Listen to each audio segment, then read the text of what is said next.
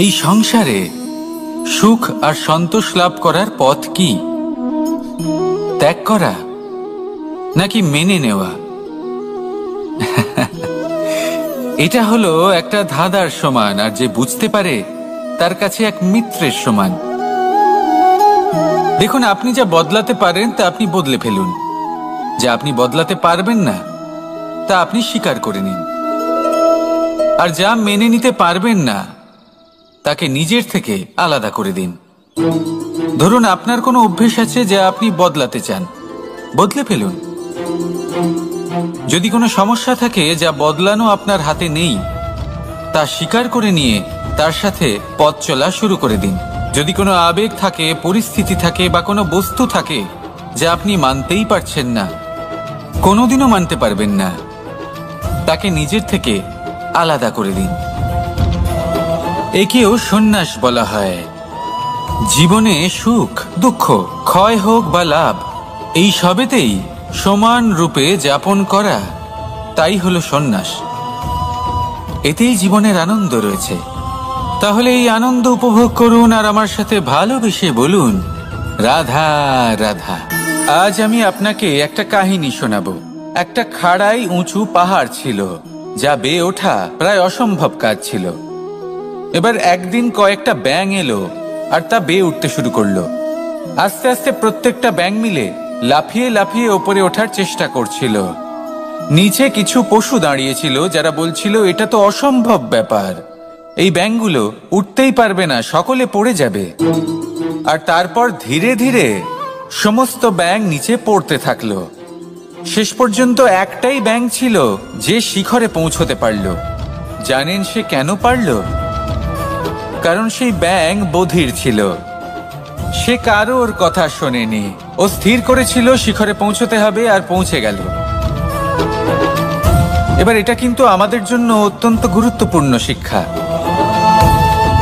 আপনি যদি জীবনে নিজের লক্ষ্য স্থির করে থাকেন, তাহলে এদিক ওদিক কারোর কথা শুনবেন না, শুধুই নিজের লক্ষ্যের দিকে অগ্রসর হন। কারণ সাফল্য আপনার প্রচেষ্টার দ্বারাই আপনি পেতে পারেন, অন্যের কথা দ্বারা নয়। তাহলে চেষ্টা করতে থাকুন আর নিজের লক্ষ্য প্রাপ্ত করুন, আর আমার সাথে ভালোবেসে বলুন, রাধা রাধা। এই সূচটা দেখুন, কতটা গুরুত্বপূর্ণ এই সূচ। ওর কতটা ভূমিকা রয়েছে, ও কত রকম ভাবে সাহায্য করতে পারে আমাদের। এর সাহায্যে যদি আপনি চান, তাহলে এক সাধারণ কাপড়কে আপনি পোশাকে পরিবর্তিত করতে পারেন। আপনি যদি চান, তাহলে অনেক ফুল একসাথে নিয়ে একটা মালা বানিয়ে ফেলতে পারেন, বা অলংকার বানিয়ে ফেলতে পারেন। এর সাহায্যে আপনি বাড়িও সাজাতে পারেন। এ হলো অত্যন্ত গুরুত্বপূর্ণ জিনিস। কিন্তু আপনি ভাবুন, যদি এই সূচে এই ছিদ্রই না থাকে, যদি এর সাথে এই সুতোই না জোড়া যায়, তখনও কি এটা এতটাই গুরুত্বপূর্ণ থাকবে? কখনোই না। তখন এটাকে কাউকে কষ্ট দেওয়ার কাজে লাগানো যেতে পারে।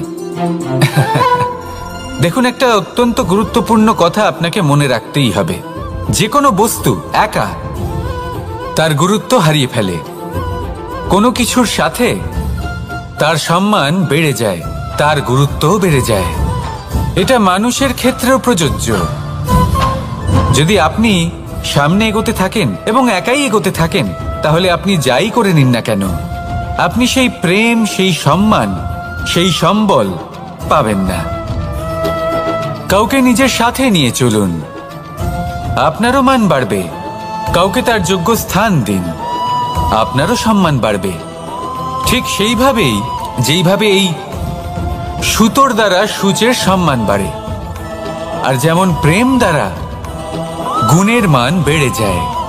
তাহলে আসুন আর আমার সাথে ভালোবেসে বলুন, রাধা রাধা।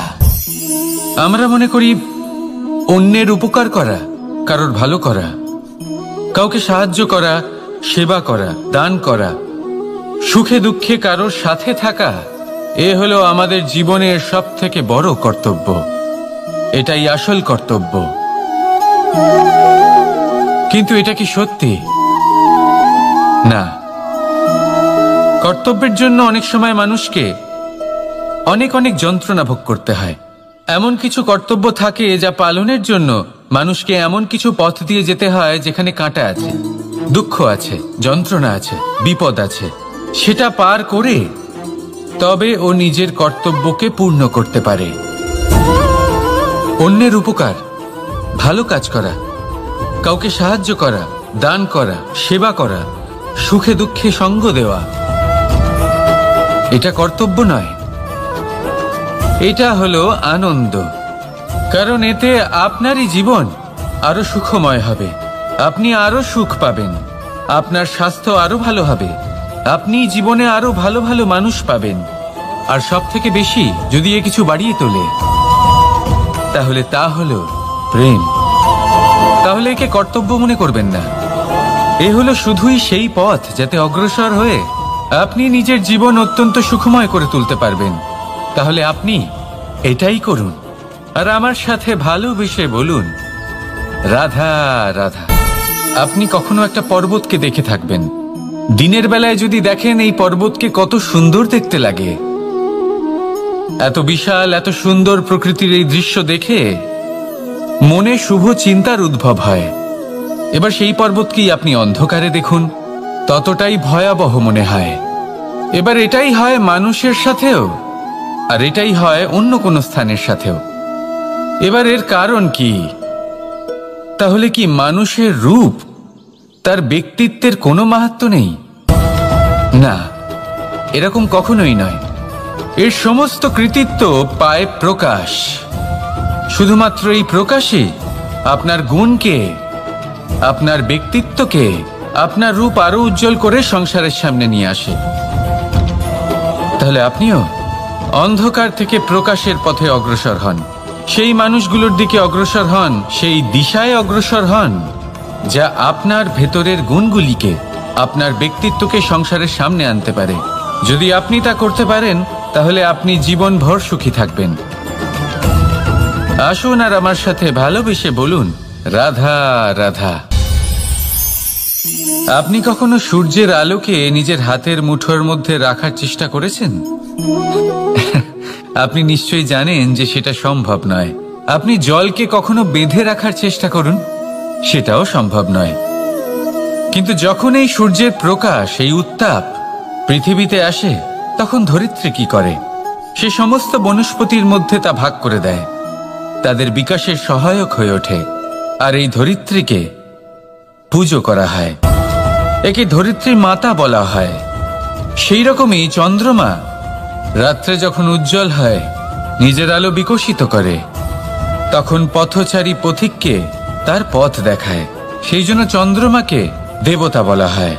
ঠিক সেইভাবেই আপনি কখনো এই প্রকৃতিকে বেঁধে রাখার চেষ্টা করবেন না। একে আগলে রাখতে শিখুন, একে ভাগ করে নিতে শিখুন, ঠিক প্রেমেরই মতো। এই প্রেমকে কখনো নিজের হাতের মুঠোয় আবদ্ধ করার চেষ্টা করবেন না, বরং একে মন খুলে ভাগ করে নিতে শিখুন। এটা যদি আপনি শিখে নিতে পারেন তাহলে নিজেকেও প্রসন্ন রাখতে শিখে যাবেন, অন্যদেরও প্রসন্ন রাখতে শিখে যাবেন। আসুন আর আমার সাথে ভালোবেসে বলুন, রাধা রাধা। দুঃখ কি, ভয় কি, এদের কিছুটা এইভাবে ভাবা যেতে পারে। জীবনে যখনই আপনি কিছু একটা লাভ করবেন, তখন সেটা হারানোর ভয় তার সাথেই চলে আসে। যেমন আপনি যদি ধন অর্জন করেন, ধন হারানোর ভয় তার সাথেই চলে আসে। সম্পত্তি অর্জন করলে সেটা লুট হবার ভয় তার সাথেই চলে আসে। আর এটা জীবনের সাথেও হয়। যেই মুহূর্তে আপনি জন্ম নেন, মৃত্যুর ভয় তার সাথেই চলে আসে। জন্ম না নিলে মৃত্যু কিভাবে হবে? মৃত্যুর ভয় কোথা থেকে আসবে? এবার এই ভয় কি সেটা আপনাকে বুঝিয়ে বলি। এই ভয় যদি মনের মধ্যে থাকে, জীবনে থাকে, তাহলে যা কিছু লাভ করবেন, সুখ, সম্পত্তি, সুবিধা, ধন, এইগুলি লাভ করার একটা আনন্দ থাকে, এদের সাথে জীবনযাপন করার একটা আনন্দ থাকে। এই ভয় সেই আনন্দ আপনার থেকে কেড়ে নেয়। ধরে নিন কাল আপনার মৃত্যু হতে চলেছে। এবার কালকের মৃত্যুর ভয় আজই মনে পুষে রাখলে তাহলে এই ভয় আজকের সুখ, আজকের শান্তি আপনার থেকে কেড়ে নেবে। ভয় এটাই করে। সেই জন্য মনে রাখবেন, ভয়ের সঙ্গ আপনি ত্যাগ করে দিলে জীবন যাপনের যে সুখ তা চিরকাল আপনার সাথে থাকবে। আসুন আর আমার সাথে ভালোবেসে বলুন, রাধা রাধা। আপনি কখনো কোনো পর্বতে চড়েছেন? কথায় আছে, যখন আমরা পর্বতারোহণ করি, ওপরে ওঠার সময় দুর্ঘটনার সম্ভাবনা কিছুটা কমে যায়। সেখানেই যখন পর্বত থেকে নিচে নামি, তখন দুর্ঘটনার সম্ভাবনা অত্যন্ত বৃদ্ধি পায়। অর্থাৎ নামার সময় আমাদের আরো ভারসাম্য বজায় রাখতে হয়, আরো সাবধানে থাকতে হয়, অর্থাৎ বিবেককে জাগিয়ে রাখতে হয়। এবার জীবনেও সাফল্যের পর্বত আরোহণের সাথে এটাই হয়। যখন আমরা সাফল্যের পর্বত আরোহণ করতে থাকি, তখন এমনি আমাদের লক্ষ্য আমাদের গন্তব্যের দিকে থাকে। আমরা নিরন্তর পরিশ্রম করি, চেষ্টা করতে থাকি, আমাদের মধ্যে সেই উৎসাহ থাকে, সেই সাহস থাকে। কিন্তু একটা কথা সত্যি, সমস্ত আরোহণের পরে অবরোহণ থাকে। আর এই অবরোহণই থাকে যেখানে বেশিরভাগ মানুষ নিজের ভারসাম্য বজায় রাখতে পারেন না, আর সেখানেই ভেঙে পড়েন। তাই জীবনে যদি সাফল্যের শিখরে পৌঁছতে চান, তাহলে আপনাকে নিরন্তর প্রয়াস করতে হবে, সংঘর্ষ করতে হবে, পরিশ্রম করতে হবে, আর নিজের লক্ষ্যের দিকে একাগ্রতা কেন্দ্রীভূত করতে হবে। তাহলে আপনি নিজের লক্ষ্য অবশ্যই পাবেন। কিন্তু যখন অবরোহণের সময় আসবে, যা নিশ্চিত রূপে আসবেই, তখন আপনাকে সংঘর্ষ করতেই হবে, ধৈর্য ধরতেই হবে, সাবধানে থাকতেই হবে, ভারসাম্য বজায় রাখতেই হবে। এটা হলো অত্যন্ত আবশ্যক, কারণ পরবর্তী সাফল্যের শিখরে আপনাকে পৌঁছতেই হবে, আর তার জন্য আপনাকে সুরক্ষিতভাবে অবরোহণ করতেই হবে। ঠিক কিনা? আসুন আর আমার সাথে ভালোবেসে বলুন, রাধা রাধা। প্রসন্নতা এমন এক অনুভূতি যা আমরা সকলে পেতে চাই। এবার এটা ভেবে দেখুন যে আমরা আমাদের প্রসন্নতার জন্য অন্য কাউকে দায়ী কেন করি। আজও এরকম কিছু করেছে, ওর জন্য আমি দুঃখী হয়ে আছি। আজও এমন কিছু করলো যার ফলে আমার মন প্রসন্ন হয়ে উঠল। না, আপনাকে স্পষ্ট করে একটা কথা বলে দিই, আপনার প্রসন্নতা না শুধু আপনার নির্বাচন, না শুধু আপনার হাতে রয়েছে, বরং আপনি নিজের প্রসন্নতাকে নিজেই আকৃষ্ট করেন। এই ফুলগুলিকে দেখুন, এই ফুল এর সুগন্ধ ছড়ায়, আর এই ফুল নিজের দিকে কীট পতঙ্গদের আকৃষ্ট করে। এবার দেখুন, কীট পতঙ্গ কাদের আকৃষ্ট করে? গিরগিটি বা ব্যাঙ, এরকম কিছু প্রাণীদের। এবার এই যে ফুল, কীট পতঙ্গের জন্য এই যে ফুল, তার বিকাশ হয়, এ আরো প্রস্ফুটিত হয়, ওর বংশ আরো বৃদ্ধি পায়। তাই এর তাৎপর্য হলো সহজ, ফুল উচিত ব্যক্তিকে নিজের দিকে আকৃষ্ট করে। এবার কীট পতঙ্গের কথা বললে তারা কাদের আকৃষ্ট করে? তাদেরই, যারা তাদেরই শিকার করবে, খাদ্যরূপে গ্রহণ করবে। এবার কাকে আপনি নিজের দিকে আকৃষ্ট করতে চান, তার নির্বাচন আপনারই। আপনি কি প্রসন্নতাকে নিজের দিকে আকৃষ্ট করতে চান, নাকি অপ্রসন্নতাকে করতে চান, তার নির্বাচন আপনারই। আপনি জীবনে যা কিছু পাবেন, সুখ দুঃখ, আশা নিরাশা, প্রসন্নতা অপ্রসন্নতা, সবই হলো আপনারই নির্বাচনের পরিণাম। তাহলে সঠিক নির্বাচন করুন, আর আমার সাথে ভালোবেসে বলুন, রাধা রাধা। ঘূর্ণিঝড়, যখন এই ঘূর্ণিঝড় আসে, তখন প্রচন্ড বেগে হাওয়া বয়ে চলে। সেই সময় এমন কিছু বৃক্ষ আছে যা কঠিন হয়ে দৃঢ় হয়ে দাঁড়িয়ে থাকে। সেই গাছ যা 10 বছর ধরে বা সহস্র বছর ধরে দাঁড়িয়ে থাকে, তাদেরকে আপনি খুব সহজে নাড়াতে পারবেন না। কিন্তু ঘূর্ণিঝড়, এর প্রভাব এতটাই তীব্র হয়, এর হাওয়াতে এতটাই প্রবল শক্তি থাকে যে এই বৃক্ষগুলিকে উচ্ছেদ করে, সেই বৃক্ষ নষ্ট হয়ে যায়। এবার এমন কিছু বৃক্ষ থাকে যাদের কাণ্ড নমনীয় হয়, খুবই নরম হয়। সেই জন্য যখন জোরে বাতাস বয়, কোনো ঘূর্ণিঝড় আসে, তখন এই বৃক্ষগুলি ঝুঁকে যায়। আর যখন এই ঘূর্ণিঝড় চলে যায়, শান্ত হয়ে যায়, তখন ওরা আবার দাঁড়িয়ে পড়ে। এবার এটাকে আপনি কি বলবেন, কি বুঝবেন আপনি? সুযোগ সন্ধানী?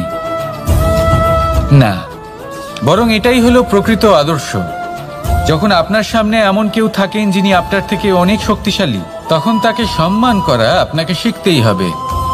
তাই মনে রাখবেন, এই সংসারে যখনই দুই শক্তির একে অপরের সাথে সংঘর্ষ হয়, শুধুই বিনাশ হয়। কিন্তু যখন শক্তির সাথে আসক্তি মিলিত হয় সেখানে সুরক্ষা থাকে, সেখানেই কিছু নির্মাণ হয়। তাই আসুন আর আমার সাথে ভালোবেসে বলুন, রাধা রাধা। ভয়, আমরা ভয়ের বিষয়ে অনেক কথা বলি, ভয়ের থেকে সবসময় দূরে পালাই।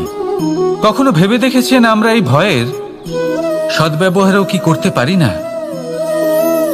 নিশ্চিত রূপে করতেই পারি। এমন কোনো অক্ষর নেই যার দ্বারা কোনো মন্ত্র হয় না। তাই নিশ্চিত রূপে এই ভয়েরও সদ্ব্যবহার আমরা করতেই পারি।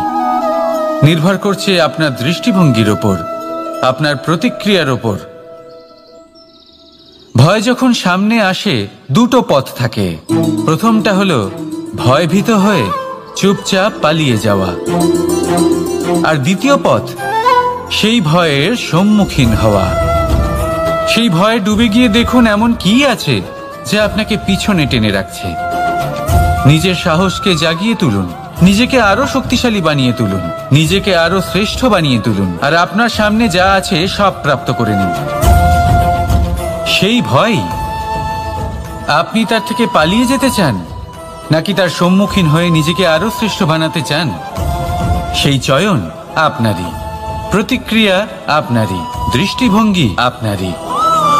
আসুন আর আমার সাথে ভালোবেসে বলুন, রাধা রাধা। কখনো কোনো বনে আপনি আগুন লাগতে দেখেছেন?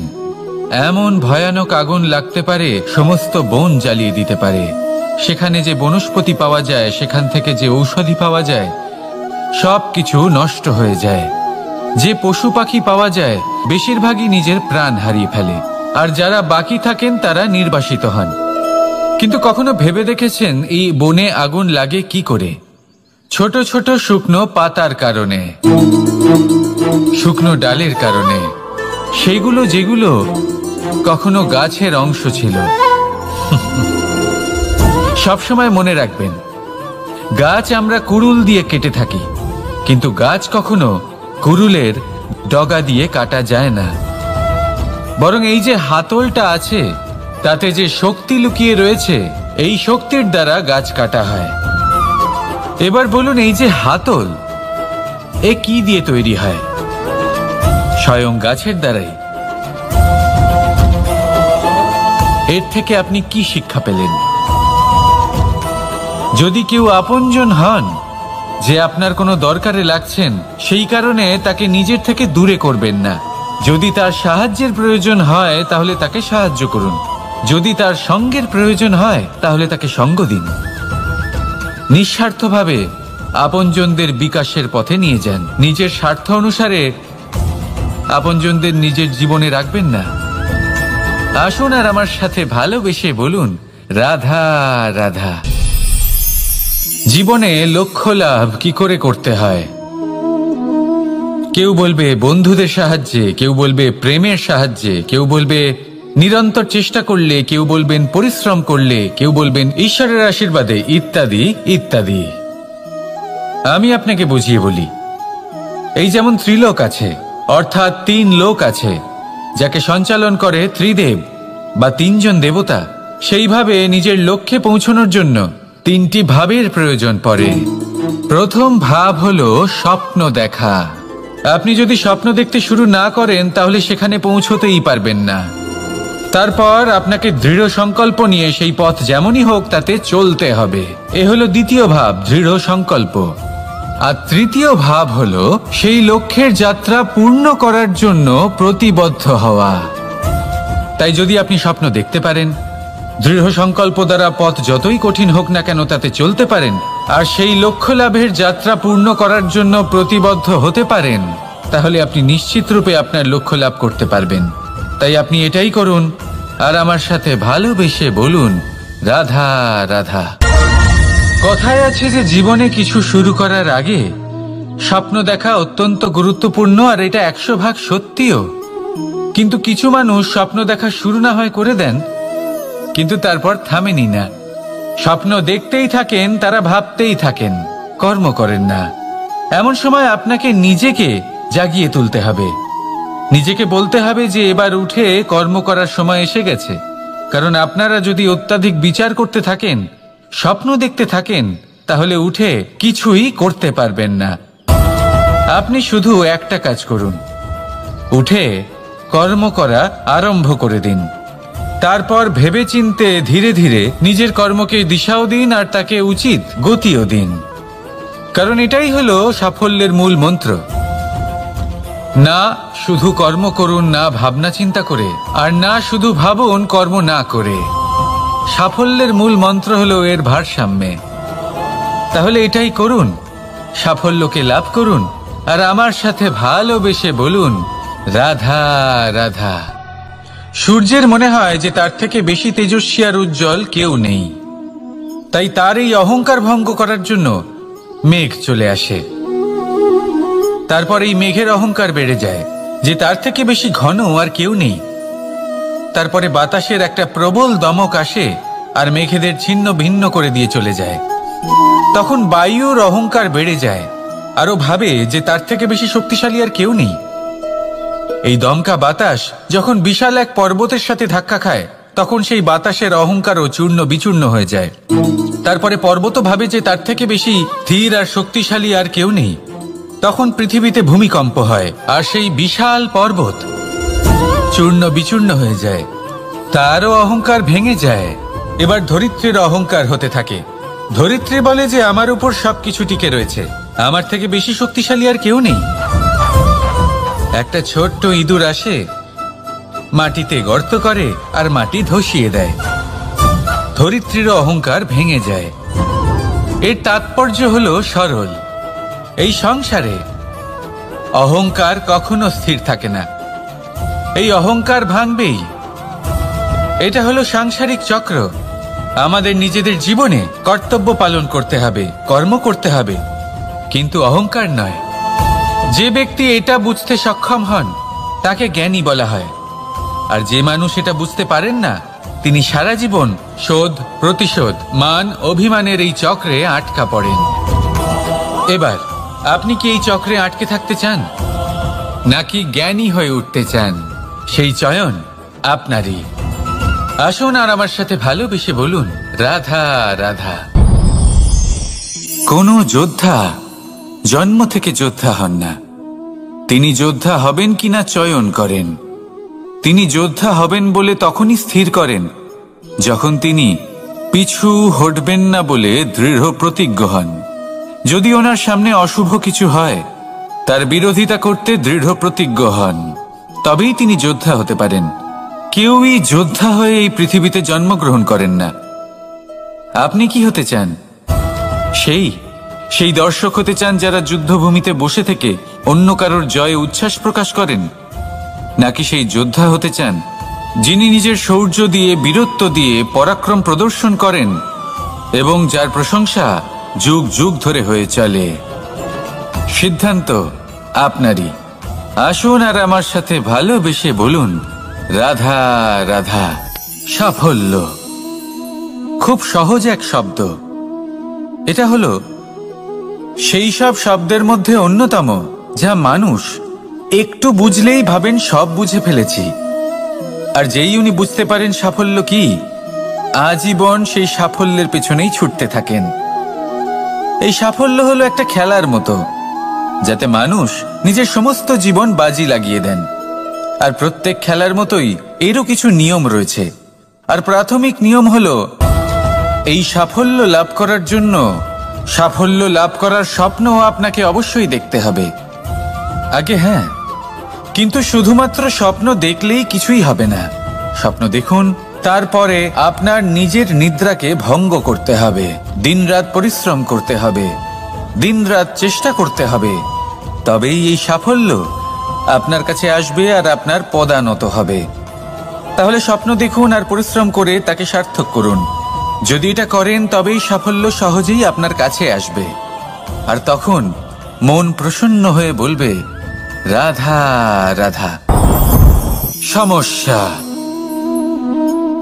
প্রত্যেকের জীবনেই সমস্যা আসা যাওয়া করে, আর প্রত্যেক মানুষ সমস্যা আসার পর তার সমাধান খুঁজতে উঠে পড়ে লাগেন। কিন্তু যখনই সমস্যার সমাধান হয়ে যায়, আমরা সুপ্রসন্ন হয়ে যাই এবং অসাবধানও হয়ে যাই। আমাদের মনে হয় যে আমরা সম্পূর্ণরূপে সমস্যার অন্ত করেছি, কিন্তু কোথাও না কোথাও একটা ছোট্ট বীজ রয়েই যায়, আর সেই বীজ আমাদের অসাবধানতার ছত্রছায়ায় বড় হতে থাকে, আর তারপর মহা সংকট হয়ে আবার আমাদের উপর আক্রমণ করে। এই সংকট যে কোনো রূপে আসতে পারে, কোনো শত্রুর রূপেও আসতে পারে, বা কোনো মহামারীর রূপেও আসতে পারে। সেই জন্য সব সময় সাবধান থাকাই উচিত, কারণ অসাবধান হলে কি হয়, আমাদের সুরক্ষা চক্রে একটা ছেদ উৎপন্ন হয়, আর আমাদের শেষ করতে পারে এমন এক বাণ সেই ছেদ বিন্দু হয়ে আমাদের হৃদয়ে প্রবেশ করতে পারে। তাই যে কোনো সমস্যার সমাধান করুন, জয়ী হন, উৎসবও পালন করুন, কিন্তু সাবধানে থাকবেন। আসুন আর আমার সাথে ভালোবেসে বলুন, রাধা রাধা। আমাদের জীবনে দুই ধরনের সম্পত্তি হয়ে থাকে, এক হলো ভৌতিক সম্পত্তি, এক হলো জৈবিক সম্পত্তি। অর্থ, সম্পদ, সুবিধে, খাদ্য, এইসব ভৌতিক সম্পত্তির মধ্যে পড়ে। ব্যক্তি, মিত্র, পরিবার, আমাদের আপনজন, আত্মীয় স্বজন সব জৈবিক শ্রেণীতে পড়ে। আর প্রত্যেক মানুষের পক্ষে এই বিভাজন বোঝা অত্যন্ত আবশ্যক, কারণ মূলত আমাদের ব্যবহার দুই রকমের হয়ে থাকে, হয় আমরা ভালোবাসি বা আমরা সদ্ব্যবহার করি। আর সবথেকে বড় ভুল আমরা তখন করি যখন আমরা বুঝতেই পারি না যে ভালোবাসবো কাকে আর ব্যবহার করব কাকে। আমরা ভৌতিক সম্পত্তি ভালোবেসে ফেলি আর ব্যবহার করি জৈবিক সম্পত্তিকে, যেখানে এটা অনুচিত। জৈবিক সম্পত্তিকে ভালোবাসুন আর ভৌতিক সম্পত্তিকে ব্যবহার করুন। যেদিন আপনার মধ্যে এই বোধ জাগ্রত হবে যে কাকে ভালোবাসবেন আর কাকে ব্যবহার করবেন, সেই দিন আপনার জীবনে শুধুই শান্তি বিরাজমান হবে। আর তখন এই মন প্রসন্ন হয়ে বলবে, রাধা রাধা।